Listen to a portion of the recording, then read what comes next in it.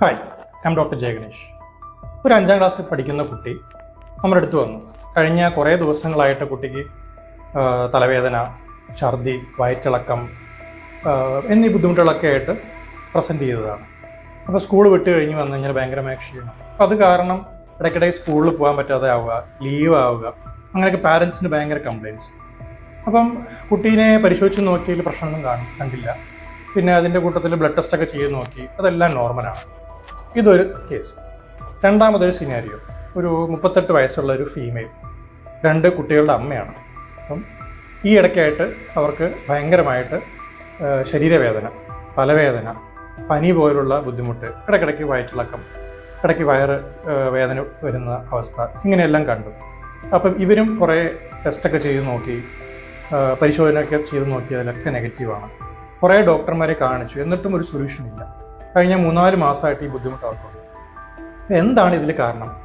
ഈ 2 കേസിലും വില്ലൻ ഒന്നാണ്, സ്ട്രെസ്. നമ്മൾ സിമ്പിളായിട്ട് പറഞ്ഞാൽ ടെൻഷൻ. അപ്പോൾ എന്താണ് ഇതിൽ ഹിസ്റ്ററി ചോദിച്ചപ്പോൾ കിട്ടിയത്? ഈ കുട്ടിയുടെ കാര്യത്തിലാണെന്നുണ്ടെങ്കിൽ കുട്ടിക്ക് അക്കാഡമിക് സ്ട്രെസ് ഉണ്ട്. അതായത് പഠിത്തത്തിൽ കുറച്ച് പുറകോട്ടാണ്. അപ്പോൾ അത് കാരണം ഉള്ള കമ്പാരിസൺസ്, കുട്ടിക്ക് അത് കാരണമുള്ള സ്ട്രെസ്, ആങ്സൈറ്റി എല്ലാം ഈ രീതിയിൽ ബോഡി ഒരു സിംറ്റമാറ്റിക് ആയിട്ട് പുറത്ത് കാണിക്കുന്ന ഒരു അവസ്ഥയാണ്. ഈ ലേഡിയിലാണെന്നുണ്ടെങ്കിലോ ഈ ഇടയ്ക്കായിട്ട് അവർക്ക് വളരെ വേണ്ടപ്പെട്ട ഒരാൾ മരണപ്പെട്ടു.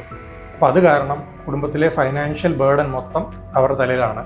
അതിൻ്റെ കൂട്ടത്തിൽ ജോബിൻ്റെ സ്ട്രെസ്സും പിന്നെ ഫാമിലിക്കകത്തുള്ള ഇഷ്യൂസ് എല്ലാം കാരണം കഴിഞ്ഞ 3-4 മാസമായിട്ടുള്ള ഈ ബുദ്ധിമുട്ടുകളൊക്കെ ബോഡി അതിനെ ഒരു എസ്കേപ്പിസം അല്ലെങ്കിൽ വേറെ രീതിയിലൊരു സിംറ്റമറ്റോളജി ആയിട്ട് മാനിഫെസ്റ്റ് ചെയ്യുന്നതാണ്. അങ്ങനെയാണ് ഇതിൻ്റെ 2ൻ്റെ ഡയഗ്നോസിസ് നമ്മൾ എത്തിയത്. പ്രോപ്പറായിട്ട് ഹിസ്റ്ററിയും പ്രോപ്പറായിട്ട് അവരുടെ കാര്യങ്ങൾ ചോദിച്ചറിഞ്ഞപ്പോഴാണ് നമുക്കിതിന് ഉത്തരം കിട്ടിയത്. അപ്പം നിങ്ങൾ ആലോചിക്കും, ശരി, പ്രായമായൊരു സ്ട്രെസ് ഉണ്ടാവാം, ഓക്കെ, പക്ഷേ ഈ കുട്ടികളിൽ എങ്ങനെ സ്ട്രെസ് ഉണ്ടാവും? തീർച്ചയായിട്ടും കുട്ടികളിൽ സ്ട്രെസ് ഉണ്ടാവുന്നുണ്ട്. പലപ്പോഴും ഉണ്ടാവുന്നത് അക്കാഡമിക് സ്ട്രെസ്സാണ്. അതായത് ഒരു 3-ാം ക്ലാസ് കഴിഞ്ഞ ഈ കുട്ടി, ഇപ്പോഴത്തെ കാലത്ത് ആ കുട്ടി എപ്പോഴും പഠനത്തിൽ ആ കുട്ടിക്ക് കോമ്പറ്റീഷൻ ഉണ്ട്. ഇപ്പം മാർക്സ് വെച്ചിട്ടാണ് ഒരു കുട്ടീനെ കമ്പയർ ചെയ്യുന്നത് അല്ലെങ്കിൽ അസസ് ചെയ്യുന്നത്. അപ്പോൾ പഠനത്തിലുള്ള അക്കാഡമിക് സ്ട്രെസ്.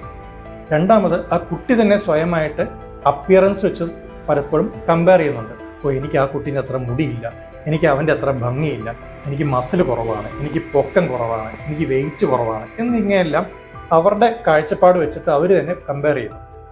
മൂന്നാമതായിട്ട് പാരൻസ് തന്നെ കമ്പയർ ചെയ്യുന്നുണ്ട്.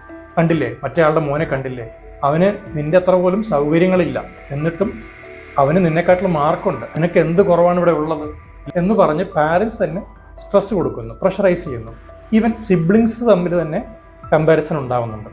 നിൻ്റെ ചേച്ചിയെ കണ്ടുപിടിക്കുക അല്ലെങ്കിൽ നിൻ്റെ ബ്രദറിനെ കണ്ടുപിടിക്കുക. പിന്നെ 4മതായിട്ട് സോഷ്യൽ മീഡിയയുടെ ഇൻഫ്ലുവൻസ്. അതിനകത്ത് തന്നെ ഒരു മിഥ്യയായ രീതിയിൽ ഒരു ഫേക്ക് ആയിട്ടുള്ള ഒരു ലൈഫ് സ്റ്റൈൽ പലപ്പോഴും നമ്മൾ കാണുന്നുണ്ട്. അത് കണ്ടിട്ട് തന്നെ കുട്ടികൾ, എനിക്ക് ഇതുപോലെ ആവാൻ പറ്റുന്നില്ലല്ലോ, എൻ്റെ ലൈഫ് എന്താ ഇങ്ങനെ, എൻ്റെ അച്ഛനും അമ്മയും എന്താ ഇങ്ങനെ ഇരിക്കുന്നത്, എൻ്റെ വീടെന്താ ഇങ്ങനെ ഇരിക്കുന്നത് എന്നുള്ള രീതിയിലെല്ലാം കമ്പയർ ചെയ്യുന്നുണ്ട്. അങ്ങനെയും സ്ട്രെസ് വരുന്നുണ്ട്. അപ്പോൾ ഇതെല്ലാം നെഗ്ലക്റ്റ് ചെയ്ത് പോവുകയാണെന്നുണ്ടെങ്കിൽ അഥവാ പരിഗണിക്കാതെ പോവുകയാണെന്നുണ്ടെങ്കിൽ ഭാവിയിൽ ഈ കുട്ടികളിൽ ആങ്സൈറ്റി ഡെവലപ്പ് ആവുന്നു. അത് ഡിപ്രഷനിലോട്ടും വരാം, പിന്നെ അങ്ങനെ സൂയിസൈഡിലോട്ടും വരാം. പലപ്പോഴും കുട്ടികൾ ഒരു ആൻറ്റി സോഷ്യൽ ബിഹേവിയറിലോട്ട് എത്തുന്നു. അഥവാ ഈ പല തെറ്റുകളും ചെയ്തുകൊണ്ട് ഭാവിയിൽ ഒരു ക്രിമിനൽ ചിന്താഗതി വരെ കുട്ടികളിൽ ഉണ്ടാവാറുണ്ട്. പിന്നെ അവർക്ക് പെട്ടെന്ന് ദേഷ്യം വരിക, അവരുടെ സ്വഭാവത്തിൽ മാറ്റം വരിക. പാരൻസിനോട് മാത്രമല്ല, ഈ ചുറ്റുപാടിലുള്ള ആൾക്കാർ, അതായത് ഫ്രണ്ട്സിനോടാണെങ്കിലും ടീച്ചേഴ്സിനോടൊക്കെ തട്ടിക്കയറുക, ദേഷ്യപ്പെടുക, ഇങ്ങനെ അഗ്രസീവ് ബിഹേവിയറൊക്കെ ആയിട്ട് വരിക. ഭാവിയിൽ ഇതൊക്കെ വളരെ മോശമായ രീതിയിൽ ഇവരെ മാറ്റിയെടുക്കുന്നതായിരിക്കും. അപ്പം ഒരിക്കലും ഈ ചെറിയ സ്ട്രെസ്, കുട്ടികളിൽ പറയുന്ന സ്ട്രെസ് പോലും ഒരിക്കലും കാണാതെ പോകരുത്. പാരൻസായിട്ട് നിങ്ങൾ ചോദിക്കുക, എന്താണ് നിൻ്റെ സ്കൂളിലെ വിശേഷങ്ങൾ. എപ്പോഴും ഒരു ഓപ്പൺ ആയിട്ടുള്ള ഒരു കാതോടുകൂടി നിങ്ങൾ കുട്ടികളെ സമീപിക്കുക. പിന്നെ അവരിലെ ഉറക്കത്തിലെ മാറ്റങ്ങൾ, അവരുടെ ഭക്ഷണ രീതിയിലെ മാറ്റങ്ങൾ, സ്വഭാവത്തിലെ മാറ്റങ്ങൾ, അവരുടെ ഫ്രണ്ട്സ് സർക്കിളിലെ മാറ്റങ്ങൾ, ഇതെല്ലാം നിങ്ങൾ ശ്രദ്ധിക്കുക. സ്കൂളിൽ ഇടയ്ക്കിടയ്ക്ക് പോയി അന്വേഷിക്കുക, ടീച്ചേഴ്സിനോട് വിവരം അന്വേഷിക്കുക, ഫ്രണ്ട്സിൻ്റെ വിശേഷങ്ങൾ ചോദിക്കുക. ഇങ്ങനെ എന്തെങ്കിലും ഒരു സ്വഭാവത്തിൽ മാറ്റമുണ്ട്, അവരിൽ സ്ട്രെസ് കണ്ടുവന്നിട്ടുണ്ടെന്നുണ്ടെങ്കിൽ നിങ്ങൾ തീർച്ചയായിട്ടും ഓപ്പണായിട്ട് അവരോട് ഡിസ്കസ് ചെയ്യുക, കമ്മ്യൂണിക്കേറ്റ് ചെയ്യുക. നിങ്ങൾ തന്നെ മാക്സിമം സോൾവ് ചെയ്യാനായിട്ട് നോക്കുക. കഴിവില്ല എന്നുണ്ടെങ്കിൽ ഒരിക്കലും ഒരു മെഡിക്കൽ ട്രീറ്റ്മെൻറ്റ് എടുക്കാനോ അല്ലെങ്കിൽ ഒരു ഡോക്ടറെ കണ്ട് പീഡിയാട്രീഷ്യനെയോ അല്ലെങ്കിൽ സൈക്കോളജിസ്റ്റിനെയോ കാണാനായിട്ട് നിങ്ങൾ മടിക്കരുത്. അടുത്തതായിട്ട് അഡൾട്ടിൽ വരുന്ന സ്ട്രെസ്സ്. പലപ്പോഴും അഡൾട്ട്സ് ഇത് പ്രകടിപ്പിക്കാറില്ല, നാണക്കേട് കൊണ്ടോ ഒരു സോഷ്യൽ സ്റ്റിഗ്മാറ്റ കൊണ്ടോ ആകാം. പക്ഷേ എന്നാലും പലപ്പോഴും പല ആൾക്കാരും എക്സ്പ്രസ് ചെയ്യാറുണ്ട്. ഈവൻ അത് എക്സ്പ്രസ് ചെയ്തിട്ട് പോലും നമ്മളത് നെഗ്ലക്റ്റ് ചെയ്യാം.